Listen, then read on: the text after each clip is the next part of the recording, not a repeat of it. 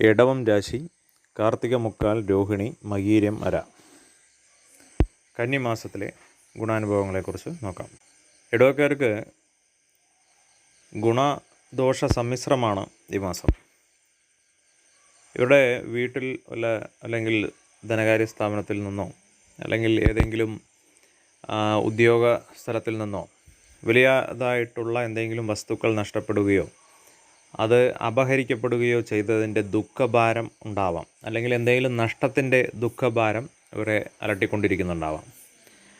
ആ കാരണത്താലോ അല്ലെങ്കിൽ ധനം നഷ്ടപ്പെട്ടതിൻ്റെ കാരണത്താലോ അല്ലെങ്കിൽ മറ്റുള്ള എന്തെങ്കിലും വിലപിടിച്ചിട്ടുള്ള വസ്തുക്കൾ നഷ്ടപ്പെട്ട കാരണത്താലോ ഉണ്ടാകാവുന്നതോ അല്ലെങ്കിൽ ഹൃദ്രോഗ സംബന്ധമായിട്ടുള്ളതോ അല്ലെങ്കിൽ രക്തദൂഷ്യ സംബന്ധമായിട്ടുള്ള കാര്യങ്ങളാലോ എന്തെങ്കിലും ഒരു കാരണത്താൽ ഉണ്ടാകാവുന്ന മാനസികമായിട്ടുള്ള ദുഃഖം വല്ലാതെ അലട്ടിയിട്ടുണ്ടാവാം.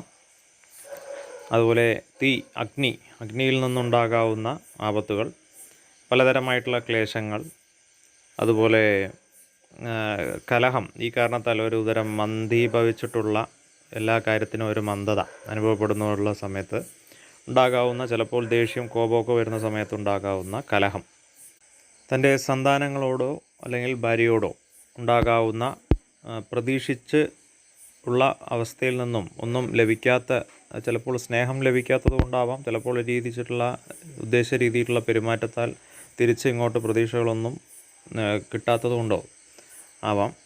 ആ രീതിയിലെല്ലാം ഉണ്ടാകാവുന്ന തർക്കങ്ങൾ, കലഹം, വീട്ടിൽ ഉണ്ടാകാവുന്ന കലഹങ്ങൾ, അതുപോലെ വിദ്യാഭ്യാസ സംബന്ധമായിട്ടുള്ള കുട്ടികൾക്കാണെങ്കിൽ അവിടെ സുഹൃത്തുക്കളായിട്ടുണ്ടാകാവുന്ന കലഹം, അടിപിടി, വഴക്ക്, കേസ്, ഇങ്ങനെയുള്ള കാര്യങ്ങളൊക്കെ പെടുക, അല്ലെങ്കിൽ പ്രണയ നൈരാശ്യം, മാനസികമായിട്ടുള്ള വല്ലാത്ത ദുഃഖം, ഉപദ്രവങ്ങൾ, മറ്റുള്ളവരിൽ നിന്നുണ്ടാകാവുന്ന ഉപദ്രവങ്ങൾ, അതുപോലെ വീട് വിട്ട് പോകാൻ തോന്നുന്ന അവസ്ഥ, വീട് വിട്ട് സഞ്ചരിക്കുക, അതുപോലെ വേറെ ഏതെങ്കിലും സ്ഥലങ്ങളിൽ പോയി യാത്ര സഞ്ചരിക്കുകയോ അല്ലെങ്കിൽ ഇവിടുന്ന് വീട് വിട്ടു പോയി വേറൊരു സ്ഥലത്ത് ശരിയാക്കുകയോ അല്ലെങ്കിൽ ജോലിയിൽ നിന്ന് ട്രാൻസ്ഫർ കിട്ടിപ്പോവുകയോ, അങ്ങനെ ഒരുപാട് സ്ഥലങ്ങളിലേക്ക് സ്ഥാനഭ്രംശം സംഭവിക്കുന്ന രീതികൾ ഉണ്ട്.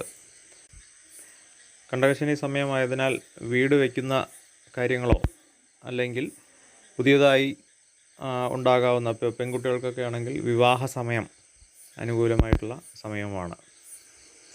ശുഭം.